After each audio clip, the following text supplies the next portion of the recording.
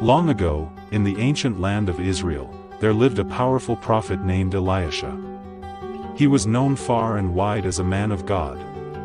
Many people came to him for healing, advice, and miracles. He didn't work for money or fame, he only did what God told him to do. Serving beside Elisha was a man named Gehazi. He was Elisha's servant, his helper, and student. Gehazi saw many miracles with his own eyes. He watched the dead come back to life, the sick become well, and even a poor widow's oil filled dozens of jars. Gehazi should have trusted God just like his master, but deep inside, his heart was not pure. One day, a mighty warrior from Syria came to Israel. His name was Naaman. He was the commander of the Syrian army and was respected by everyone in his country. But Naaman had a terrible problem. He had leprosy, a disease that caused the skin to rot and die. It was painful, ugly, and incurable. Naaman heard from a little servant girl that there was a prophet in Israel who could heal him. Desperate for healing, Naaman gathered a caravan of gifts, gold, silver, and fine clothes, and traveled to Elisha's house. When Naaman arrived, he expected a big welcome. He thought Elisha would come out and wave his hand to heal him. But instead, Elisha didn't even come to the door. He simply sent a message through Gehazi.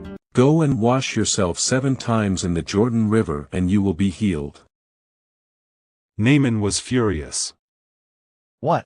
That dirty river? I have cleaner rivers back home in Syria. He almost left in anger, but his servants begged him to listen. Finally, Naaman went to the Jordan, dipped himself 7 times, and when he came up the last time, his skin was smooth and clean, like that of a little child. He was healed. Overjoyed, Naaman returned to Elisha's house. This time, he stood before the prophet and offered him all the gifts he had brought. Please, take these as a thank you, Naaman said, holding out gold, silver, and beautiful clothes. But Elisha shook his head. As surely as the Lord lives, I will not accept anything. Naaman insisted, but Elisha still refused. Naaman eventually gave up and returned home a changed man, both in body and in heart. But Gehazi stood nearby, watching everything. And as Naaman rode away with his treasures, something stirred in Gehazi's heart. It was greed. Why would Elisha refuse such a reward, he thought.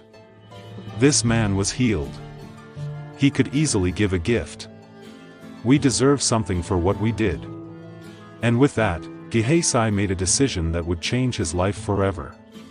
Gehazi waited until Elisha went inside. Then, quietly and quickly, he ran after Naaman. Naaman saw someone running behind him and ordered his chariot to stop. Is everything all right? Naaman asked. Gehazi smiled and lied. Yes. Everything is fine.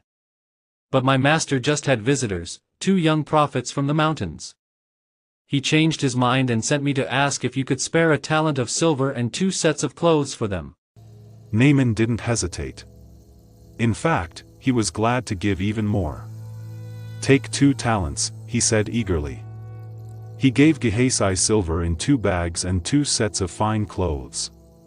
He even sent 2 of his servants to help carry everything. When they got close to Elisha's house, Gehazi took the gifts and hid them in a secret place. Then he sent the servants away and walked calmly back into the house, as if nothing had happened. But Elisha wasn't just a man, he was a prophet. And God had shown him what Gehazi had done. Where have you been, Gehazi? Elisha asked calmly. Gehazi tried to play innocent. I didn't go anywhere, he said. Elisha's eyes narrowed, filled with sorrow more than anger. Don't lie to me. My spirit was with you when Naaman stepped down from his chariot to meet you. Is this the time to take silver and clothes? To buy olive groves and vineyards? Sheep and oxen? Servants and houses? Gehazi's heart sank. Elisha knew everything. Because of what you've done, the leprosy that once clung to Naaman will now cling to you and your descendants forever." Suddenly, Gehazi's skin turned pale and rough. White patches began to form, and he looked down in horror. He had lied, stolen, and disrespected the name of God, and now he was cursed. Gehazi could no longer serve Elisha. He was cast out of the prophet's house. His skin itched and burned. People screamed and ran when they saw him. He had become what Naaman once was, a leper. He wandered from town to town, covering his face with a cloth, shouting, "Unclean! Unclean," wherever he went. He had once walked with the prophet of God. He had seen miracles, heard divine words, and felt the power of heaven. But now, he was alone, broken, cursed, and forgotten. Many years passed. Elisha had died. Kings had come and gone. Israel had faced wars, famines, and droughts. And Gehazi? He was still alive, still carrying the weight of his sin. But one day, something strange happened. King Joram of Israel sat on his throne, bored and curious. He called out to his servants, "Bring me someone who can tell me about the old prophet Elisha. I want to hear about his miracles." And someone brought a man who knew Elisha very well, a man named Gehazi. Now older, his face still marked by leprosy, Gehazi bowed before the king. His voice was raspy, but strong. "I was Elisha's servant," he said. "I saw many wonders with my own eyes." And he began to tell the king stories, of the widow's oil, the boy raised from the dead, the poisoned stew turned safe, and many more. The king listened with great interest. And just as Gehazi was speaking of one particular miracle, the woman whose son had been brought back to life, she walked into the room with her son, seeking justice for her land. The timing was perfect. Even though Gehazi had failed, God used him once more to confirm a miracle. Gehazi's story is a warning. He was close to the power of God. He saw the truth. He knew what was right. But greed grew in his heart, and he chose lies over honesty, riches over righteousness. Because of one decision, one moment of greed and deception, his whole life was changed. But even in his punishment, God didn't forget him. He allowed Gehazi to live and be a witness.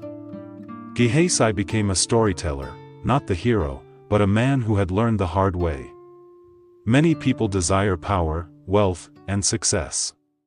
But Gehazi reminds us that the way we get those things matters. Some rewards are not meant to be taken. Some gifts are better left alone. Elisha didn't take Naaman's riches because healing was from God, not for sale. Gehazi tried to take what didn't belong to him and paid a heavy price. Greed always starts small. A little lie. A little desire. But if we let it grow, it can destroy everything. So when we are faced with choices, we must ask ourselves, am I honoring God with my actions? Or am I serving myself? The curse of the greedy servant wasn't just a skin disease. It was a broken heart, a lost chance, and a lesson for generations to come. Don't let greed steal your purpose. Be faithful. Be honest. And remember Gehazi.